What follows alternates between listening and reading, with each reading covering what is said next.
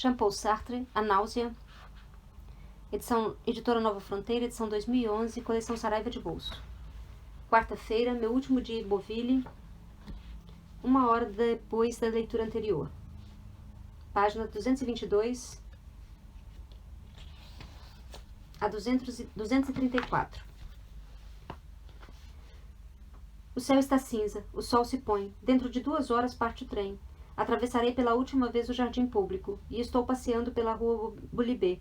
Sei que é a rua Bulibé, mas não a reconheço. Geralmente, quando entrava nela, tinha a impressão de estar atravessando uma profunda espessura de bom senso, pesada e sólida. A rua Bulibé se parecia com a sua seriedade tão desgraciosa, seu calçamento arqueado e asfaltado, as rodovias nacionais, quando estas atravessam os povoados ricos e são ladeadas de mais de 1 quilômetro por grandes casas de 2 andares, e a chamavam uma rua de camponeses, e ela me encantava porque era tão deslocada e tão paradoxal num porto comercial. Hoje as casas continuam ali, mas perderam seu aspecto rural, são apenas prédios. No jardim público tive ainda agora uma impressão do mesmo gênero. As plantas, os gramados, a fonte de Olivier Masqueret tinham um ar obstinado, tão inexpressivos eram.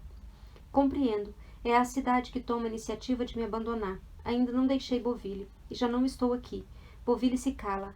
Acho estranho ter que permanecer ainda 2 horas nessa cidade, que sem se preocupar mais comigo, arruma seus móveis, e os cobre com capas para poder descobri-los em toda a sua frescura. Essa noite, amanhã, para pessoas recém-chegadas, sinto-me mais esquecido do que nunca. Dou alguns passos e paro. Saboreio esse esquecimento total em que caí. Estou entre 2 cidades. Uma me ignora e a outra já não me conhece. Quem se lembra de mim? Talvez uma mulher pesada e jovem em Londres. E mesmo essa será realmente em mim que ela pensa? Aliás, há esse sujeito, esse egípcio. Talvez tenha acabado de entrar em seu quarto. Talvez a tenha tomado em seus braços. Não sinto ciúmes. Sei perfeitamente que ela sobrevive a si mesma. Ainda que o amasse de todo o coração, seria um amor de morta. Eu tive seu último amor vivo, mas ainda assim há algo que ele pode lhe dar, o prazer. E se ela agora está desfalecendo e sucumbindo à emoção do desejo, então não há nada mais nela que a prenda a mim. Ela goza e para ela existo tanto como se nunca a tivesse encontrado. Esvaziou-se de mim, de vez em todas as outras consciências. Vou reler. Esvaziou-se de mim de vez, e todas as outras consciências do mundo estão também vazias de mim. Isso é esquisito. No entanto, sei perfeitamente que existo, que eu estou aqui. Agora, quando digo eu, isso me parece oco. Já não consigo muito bem me sentir, de tal modo estou esquecido. Agora, quando digo eu, isso me parece oco. Já não consigo muito bem me sentir, de tal modo estou esquecido. Tudo o que resta de real em mim é a existência, que se sente existir. Bocejo silenciosamente, demoradamente. Ninguém. Antoine Roquentin não existe para ninguém. Isso me diverte. É o que é exatamente Antoine Roquentin. E o que é exatamente Antoine Roquentin? É algo de abstrato, uma pálida lembrança de mim, vacila em minha consciência, Antoine Roquentin. E de repente, o eu esmaece e pronto, se apaga. Lúcida, imóvel, deserta, a consciência se encontra entre as paredes, perpetua-se. Já ninguém a habita. Ainda agora alguém dizia, eu, dizia minha consciência. Quem? Exteriormente havia ruas falantes, com cores e odores conhecidos. Restam paredes anônimas, uma consciência anônima. Eis o que há, paredes, e entre paredes uma pequena transparência viva e impessoal. A consciência existe como uma árvore, como um fragmento de relva. Está sonolenta e entedia-se. Pequenas existências fugitivas a povoam como pássaros em galhos. Povoam-na e desaparecem. Consciência esquecida, abandonada entre essas paredes, sob esse céu cinza. E eis aqui o sentido de sua existência. É que ela é consciência de ser demais. Dilui-se, dispersa-se, procura se perder na parede escura, junto ao lampião, ou lá no nevoeiro da noite. Mas nunca se esquece de si mesma. é consciência de ser uma consciência que esquece de si mesma. Este é o seu quinhão. Há uma voz abafada que diz: o trem parte daqui a 2 horas, e há consciência dessa voz, e há também consciência de um rosto. Ele passa lentamente, cheio de sangue, manchado, e seus grandes olhos lacrimejam. Ele não está entre as paredes, não está em parte alguma. Desvanece-se. Um corpo encurvado substitui com uma cabeça ensanguentada. Afasta-se a passos lentos. A cada passo parece parar, não para nunca. Há consciência desse corpo que caminha lentamente por uma rua escura. Ele caminha, mas não se afasta. A rua escura não termina, perde-se no nada. Não está entre as paredes, não está em parte alguma. E há uma consciência de uma voz abafada que diz: o autodidata perambula pela cidade. Não na mesma cidade, entre essas paredes átonas, o autodidata caminha por uma cidade feroz, que não o esquece. Há pessoas que pensam nele, o corso, a senhora corpulenta, talvez todo mundo na cidade. Ele ainda não perdeu, não pode perder seu eu. Esse eu que sangra, esse eu supliciado que eles não quiseram acabar de matar. Doem-lhe os lábios, as narinas, ele pensa: estou sofrendo. Caminha. Tem que caminhar. Se parasse, ainda que por um instante, as paredes altas da biblioteca se ergueriam bruscamente à sua volta, encerrá-lo iam.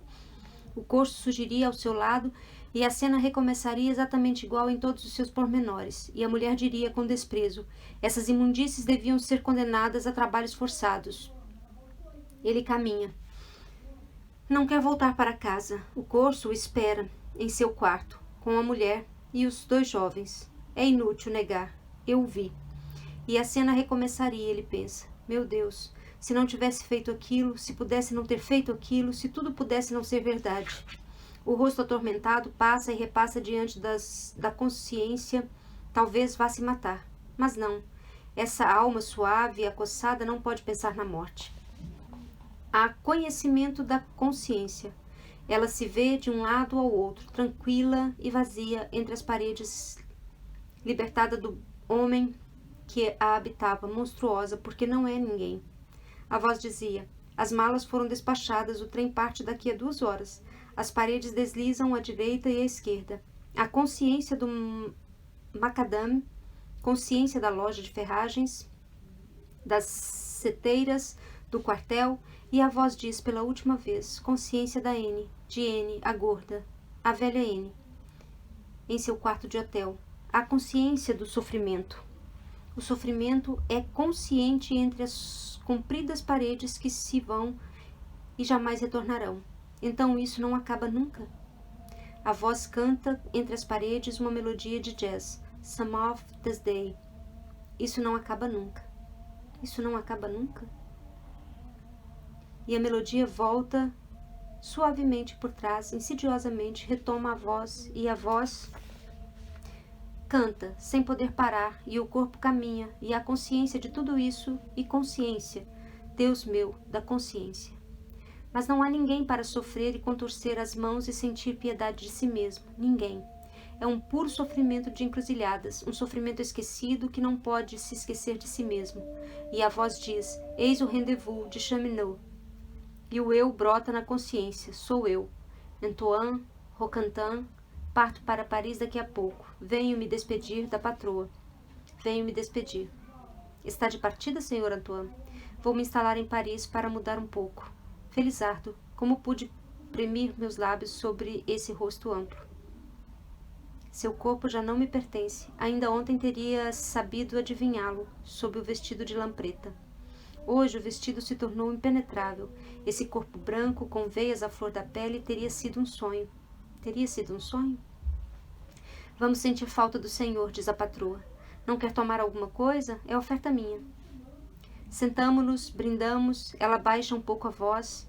Eu tinha me habituado ao senhor, diz lastimando polidamente. Entendíamos-nos bem. Virei vê-la. Venha, senhor Antoine. Quando passar por Beauville, venha nos fazer uma visitinha. Dirá com os seus botões. Vou cumprimentar a senhora Jeanne. Isso a deixará contente. É verdade, gostamos de saber o que é feito das pessoas. Aliás, aqui as pessoas voltam sempre. Temos marujos, empregados, da Transat. Às vezes fico 2 anos sem vê-los. Ora estão no Brasil, ora em Nova York, ou então estão trabalhando em bordéis, num cargueiro. E depois, um belo dia, revejo-os. Como está a senhora Jeanne? Bebendo alguma coisa juntos. Acredite, se quiser. Lembro-me do que costumam tomar. E isso, passados 2 anos. Digo a Madeleine, sirva um vermute ao senhor Pierre, um noile cinzano ao senhor Leon. Eles me dizem, como se lembra disso? E eu lhes digo, é a minha profissão. No fundo da sala há um homem grandalhão que se deita com ela de pouco tempo para cá. Chama a patroazinha. Ela se levanta. Com licença, Sr. Antoine. A empregada se aproxima de mim. Então, vai nos deixar? Vou para Paris. Morei em Paris, diz com orgulho. 2 anos. Trabalhava na casa Simeon, mas sentia falta daqui. Hesita um segundo, depois percebe que não tem nada mais para dizer. Então, até a vista, Sr. Antoine. Enxuga as mãos em seu avental e estende-a. Até a vista, Madeleine. Vai embora. Puxo para mim o jornal de Beauville e depois o afasto. Ainda há pouco, na biblioteca, li-o, da primeira à última linha. A patroa não retorna. Abandona ao amigo suas mãos rechonchudas que ele aperta com paixão. O trem parte daqui a 45 minutos. Faço minhas contas para me distrair. 1.200 francos por mês não é grande quantia. No entanto, se me restringir um pouco, deverá ser suficiente. 1/4 por 300 francos, 15 francos por dia para alimentação. Sobrarão 450 francos para a lavagem da roupa, pequenas despesas e cinema.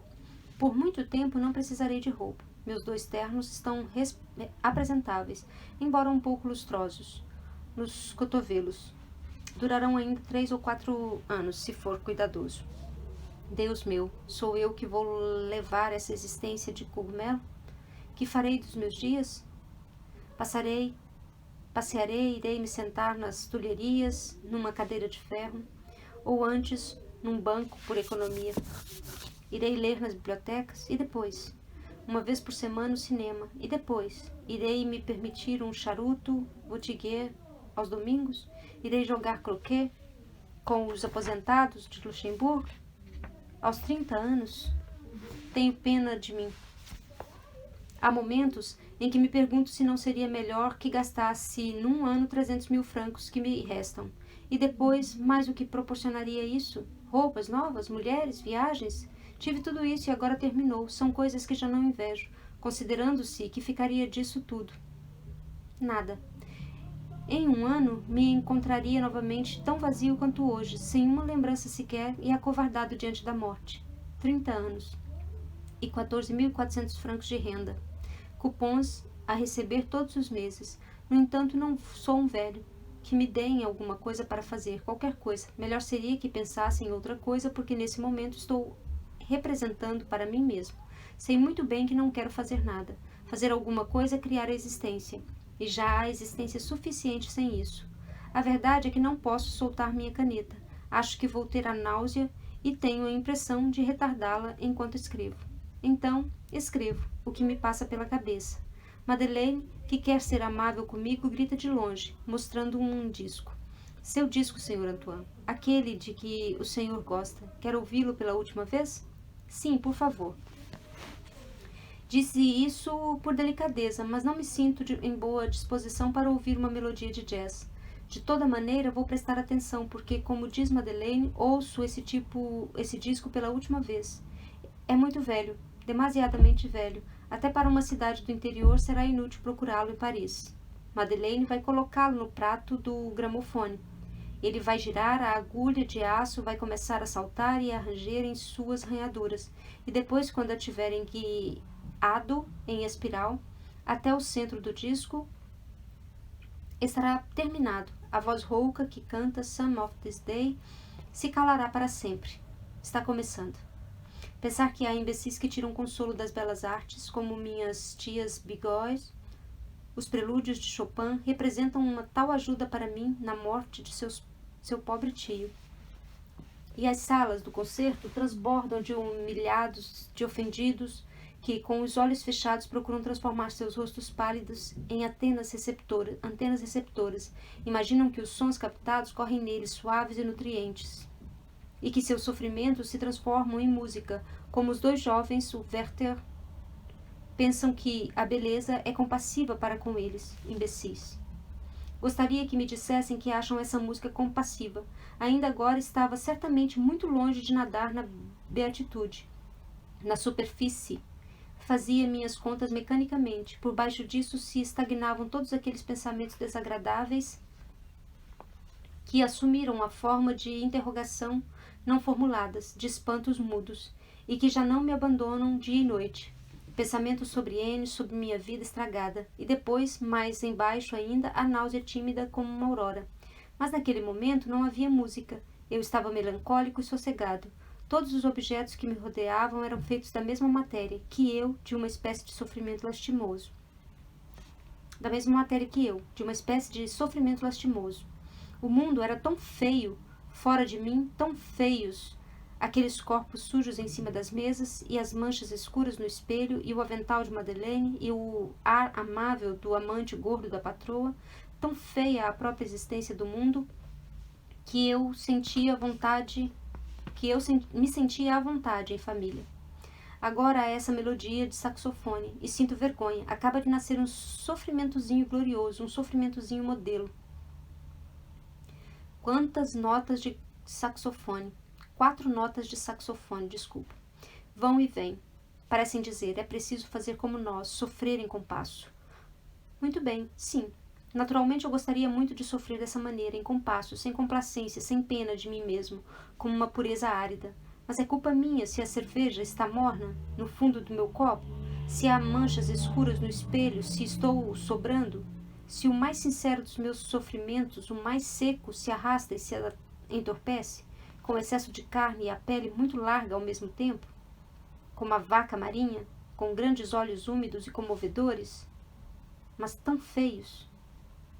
Não, certamente não se pode dizer que essa dorzinha de diamante que gira sobre o disco e me deslumbra seja compassiva, nem sequer irônica.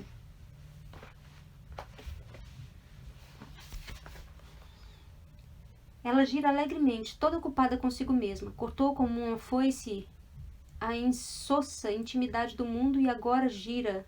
E todos nós, Madeleine, o homem grandalhão, a patroa, eu mesmo e as mesas, os bancos, o espelho manchados, os corpos, todos nós, que nos abandonávamos à existência porque estávamos entre nós, somente entre nós, fomos surpreendidos por ela no desalinho, no relaxamento cotidiano. Tenho vergonha por mim e pelo que existe diante dela. Ela não existe. É até irritante. Se me levantasse, se arrancasse esse disco do prato que o sustenta e o quebrasse em 2, ela não seria atingida por mim. Ela está para além. Sempre para além de alguma coisa, de uma voz, de uma nota de violino. Revela-se delgada e firme através da espessura e de espessuras de existência. E quando queremos captá-la, encontramos apenas entes. Esbarramos em entes desprovidos de sentido. Ela está por trás deles. Sequer a ouço sons, vibrações do ar que a revelam. Ela não existe, posto que nela nada é demais. É todo o resto que é demais, em relação a ela. Ela é. E também eu quis ser. Aliás, só quis isso. Eis a chave de minha vida. No fundo de todas estas tentativas que parecem desvinculadas, encontro o mesmo desejo: expulsar a existência fora de mim, esvaziar os instantes de sua gordura, torcê-los, secá-los, me purificar, endurecer, para produzir finalmente o som claro e preciso de uma nota de saxofone. Isso poderia até constituir um apólogo. Era uma vez um pobre sujeito que se enganou de mundo. Existia como as outras pessoas no mundo, dos jardins públicos, dos bistrôs, das cidades comerciais, e queria se persuadir de que vivia alhures, atrás da tela dos quadros, com os doges de Tintoretto, com os dignos florentinos de Gozzoli, atrás das páginas dos livros com Fabrice Del Dongo e Juliette Sorel, atrás dos discos de gramofone com os lamentos longos e secos do jazz. E depois, após ter se comportado muito tempo como um imbecil, compreendeu, abriu os olhos e viu que havia um mal-entendido. Ele estava num bistrô, exatamente diante de um copo de cerveja morna, ficou prostrado no banco, pensou, sou um imbecil. E nesse exato momento, do outro lado da existência, nesse outro mundo que se pode ver de longe, mas sem nunca se aproximar dele, uma pequena melodia começou a dançar, a cantar. É preciso ser como eu, é preciso sofrer em compasso. A voz canta, Some of this day, you miss me, honey. Devem ter arranhado o disco nesse lugar, pois há um barulho estranho, e há algo que deixa o coração apertado. É aquela melodia absolutamente... E aquela é que a melodia absolutamente não é afetada por essas tossezinhas da agulha sobre o disco. Ela está tão longe, tão lá atrás. Também isso eu compreendo. O disco se arranha e se gasta. A cantora talvez esteja morta. Eu vou embora. Vou tomar meu trem. Mas por trás do ente que cai de um presente para o outro, sem passado, sem futuro, por trás desses sons que dia a dia se decompõem, se lascam e deslizam para a morte, a melodia permanece a mesma, jovem e firme, como uma testemunha implacável. A voz se calou, o disco arranha um pouco, depois para. Libertado de um sonho importuno, o café rumina, remastiga o prazer de existir. A patroa está rubra, estapeia as faces gordas e brancas de seu novo amante, mas sem conseguir colori-las, face de morto. Quanto a mim, apodreço, semi-adormeço. Daqui a 15 minutos estarei no trem, mas não penso nisso. Penso num americano escanhoado, de espessas sobrancelhas pretas, que sufoca de calor no 20º andar de um prédio de Nova York. O céu arde por cima de Nova York. O azul do céu se inflamou. Enormes chamas amarelas vêm lamber os telhados. Os meninos do Brooklyn, de calção de banho, se colocavam debaixo dos jatos de mangueira, ou das mangueiras. O quarto escuro no 20º andar está uma fornalha. O americano de sobrancelhas pretas suspira, ofega, e o suor lhe escorre pelas faces. Está sentado em mangas de camisa diante do piano. Está com gosto de fumo na boca. E vagamente, um fantasma de melodia na cabeça. Some of this day. Dentro de 1 hora, Tom vai chegar daqui a 1 hora, com sua garrafa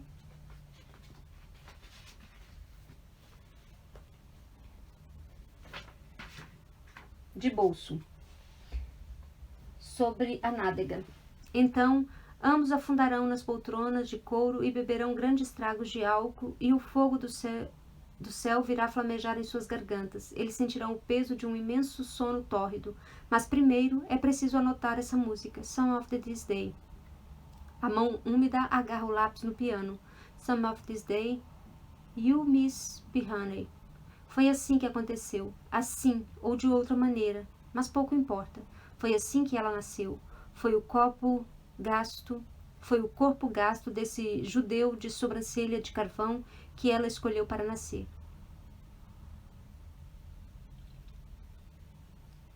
Ele segurava o lápis molemente e gotas de suor caíam de seus dedos cobertos de anéis sobre o papel. E por que não eu? Por que era preciso exatamente aquele bezerro gordo cheio de cerveja imunda e de álcool para que esse milagre se produzisse? Madeleine quer tornar a botar o disco, só uma vez, antes que eu me vá. Madeleine começa a rir. Gira a manivela e a música recomeça, mas já não estou pensando em mim. Penso naquele sujeito lá longe que compôs essa melodia, num dia de julho no calor negro de seu quarto. Tento pensar nele através da melodia, através dos sons brancos e acidulados de um saxofone. Ele fez isso. Tinha problemas, as coisas não lhe corriam como deveriam, contas para pagar.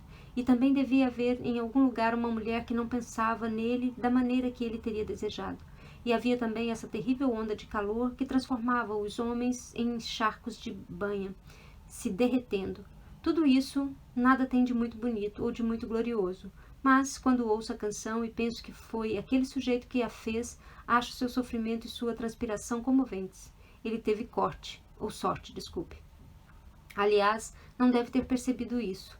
Deve ter pensado, com um pouco de sorte, esse negócio poderá me render uns $50.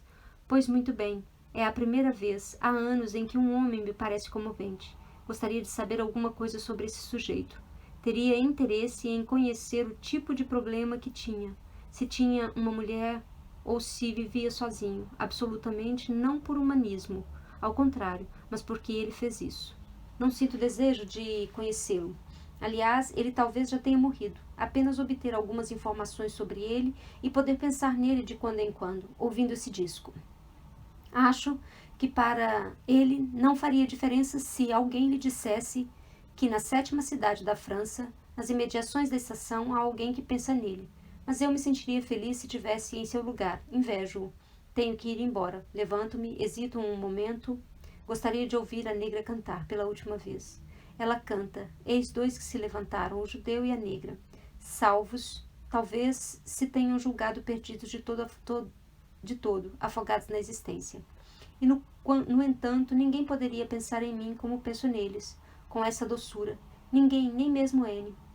Eles são um pouco como mortos para mim, um pouco como heróis de romance. Purificam-se do pecado de existir.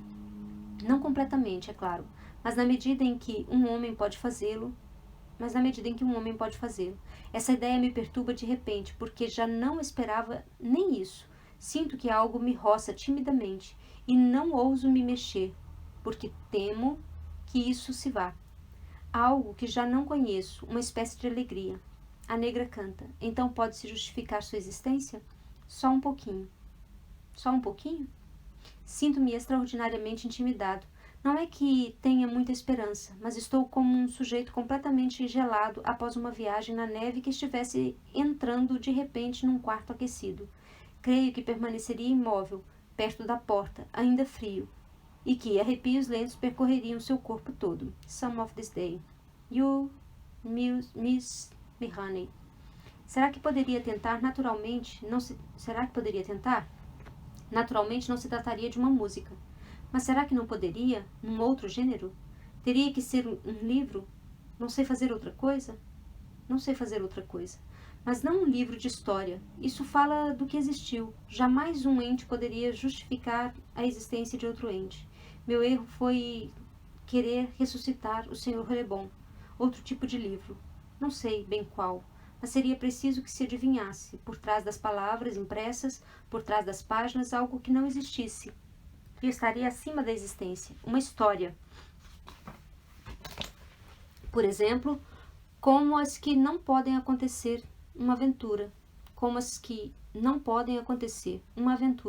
Seria preciso que fosse bela e dura como aço e que fizesse com que as pessoas se envergonhassem de sua existência. Vou embora, sinto-me vago. Não me atrevo a tomar uma decisão. Se tivesse certeza de ter talento, mas nunca. Nunca escrevi nada nesse gênero. Artigo histórico, sim. E mesmo assim, um livro, um romance. E haveria pessoas que leriam esse romance e diriam: foi Antoine Roquentin que escreveu, era um sujeito ruivo que estava sempre nos cafés. E pensaria em minha vida como eu penso na dessa preta, como em algo precioso e meio lendário. Um livro, naturalmente, no início, seria um trabalho tedioso e cansativo. Não me impediria de existir nem de sentir que existo, mas chegaria o momento em que o livro estaria escrito, estaria atrás de mim, e creio que um pouco de claridade iluminaria meu passado.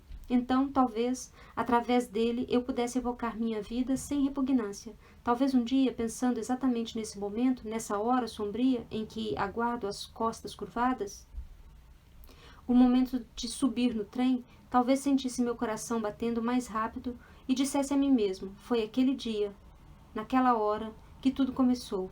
E conseguiria, no passado, somente no passado, me aceitar. Cai a noite. No primeiro andar do hotel, Britânia, 2 janelas acabam de se iluminar. O canteiro de obras da nova estação cheira intensamente a madeira úmida. Amanhã choverá em Beauville. No próximo vídeo, leremos as notas, dados sobre o autor e uma lista de títulos da coleção Saraiva de Bolso. Obrigada pela companhia.